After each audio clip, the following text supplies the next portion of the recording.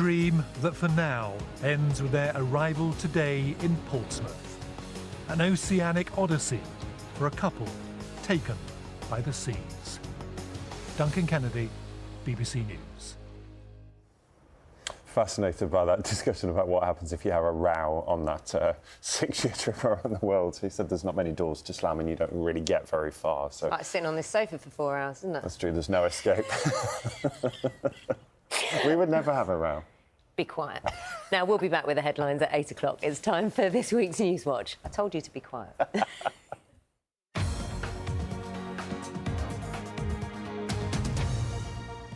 Hello and welcome to NewsWatch with me, Samira Ahmed. How does the BBC source and verify the flood of user-generated content it gets after a terrorist attack or a natural disaster? And when they're asking for silence to listen for survivors in the Mexican quake, should a BBC reporter be speaking to camera?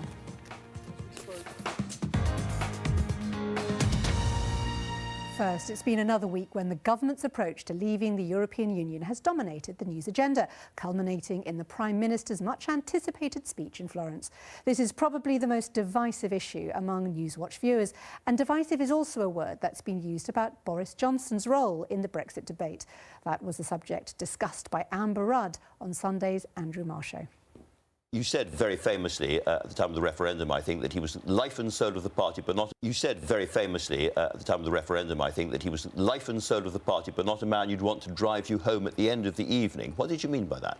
Yes, what I meant by that is I don't want him managing the Brexit process. What we've got is Theresa May managing that process. She's driving the car, to continue the allegory, and I'm going to make sure that, as far as I'm concerned and the rest of the Cabinet are concerned, we help her do that. This is a difficult moment. So this is backseat driving, in effect? Yeah, you could call it backseat driving, absolutely. But I'm very clear that the Cabinet and the government supports Theresa May, that there's a difficult moment to make sure that we get the best result for the United Kingdom. Across the Atlantic, the chaos and destruction caused by recent storms and floods continued, with Hurricane Maria devastating several islands in the Caribbean.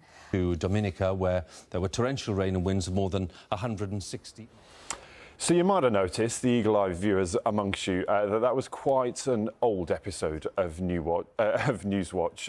So we'll find the right one and make sure we can bring that to you a little later. So apologies, a few technical gremlins at this end. In the meantime, let me run you through the front of today's papers, because we've been talking on the programme today about changes to HS2, possibly. The Labour Party and the Conservatives refusing to confirm whether that stage of the project will go ahead. At Balmoral, the Sun say that is a royal exclusive. Instead of staying there, he was in a hotel instead. And so many of the other stories on the front pages related, of course, to events with Russell Brand. It's now thanked some of his followers for their support.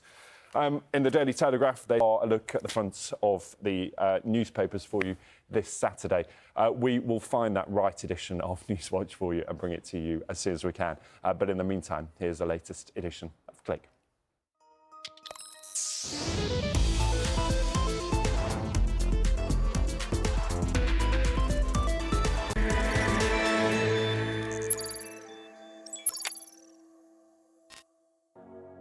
I think that's wonderful.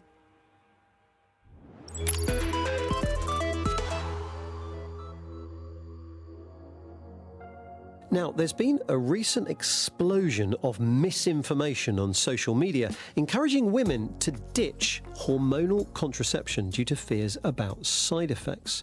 And influencers are promoting the use of apps to prevent pregnancy instead.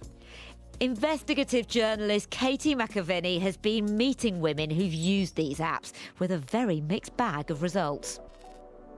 Let's take control of our fertility. So-called natural alternatives to hormonal contraception are everywhere on social media, from the fertility awareness method to period tracking apps. This is my birth control. One popular app is called Natural Cycles. With 2.5 million registered users, it sells itself as digital contraception. The company behind it says it is 93% effective with typical use, the same they say as the pill. And influencers advertise it a lot. This is my app. Okay. For Amelia, it's worked for 5 years. She tracks her fertility by measuring her temperature. You press the button So you just put it under your tongue and you wait for it to beep. Like that, and it'll tell you what your temperature is. So you put in your temperature for the day. If you're sick, it could change your temperature, obviously. Like if you didn't sleep very well, if you're hungover, then it kind of like discounts your temperature for that day. That's something that I would really worry about. Like if you have a long lie or you're hungover, it would affect how accurate it is. Yeah, which it definitely does. So it like rules out that whole temperature for that day. Okay. It tells you when you're not fertile and when you're fertile. So when it says not fertile, it's safe to have unprotected sex. If it changes to red, that means you need to be more careful and use a condom if you're having sex. It's made a big difference in that I'm not reliant on a hormonal pill every day that could mess with my mood. It does take a lot of work on your part to get used to taking your temperature and putting it in the app. It works for Amelia, but does it work for everyone? Hi. Meet Penelope, Matilda's much loved but very unexpected baby girl. Boo. Matilda tried the pill, the injection and the coil, but none of them suited her. I went back to the doctors, and within like a couple of weeks I felt back to myself again, but was of course like suffering with my period still. I didn't want to go on any hormonal contraception. I don't feel like anything's suiting me. I've been doing this for like 8 years at this point, from like 12 to 20, where I'm either bleeding all the time or not bleeding or suffering and in pain, and they just kind of turned around and said that there wasn't really anything that you could do to help with that. At this point I'm like 22, in a relationship, but by no means at a point where I'm ready to like try for a baby or have a family. She says she found Natural Cycles advertised on social media and followed the app's instructions immediately. I just saw, I think green and red, most people think if you sat at a traffic light, red means stop, green means go. I assumed the fact I'd entered my data meant that they knew enough about my body and my cycle that I could be having unprotected sex. I had been using it from the December, and by the January I'd found out that I was pregnant. Natural Cycles says the app is effective from day one, and that it will only give you green days when it has enough data to do so. I think effective from day one is like a very bold statement to make. I think the app putting something forward that after 6 months you can be having a happy and hormone-free life, that would be a better statement to make than saying it's effective to day one, but that was definitely what attracted me to the app in the first place. For someone who maybe getting pregnant today wasn't quite the plan, but if it happened it would still be a happy surprise, then methods that are a bit less effective, like the period apps, can be great for them.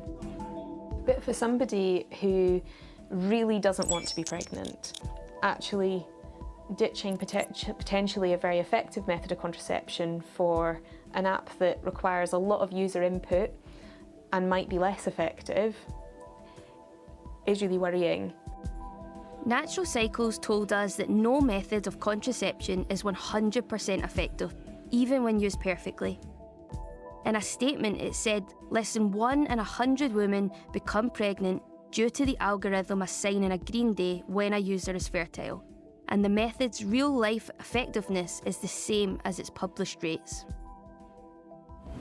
And that's it for the short version of the programme. Full-length show can be found on iPlayer. Yeah, thanks for watching. We'll see you soon. Bye.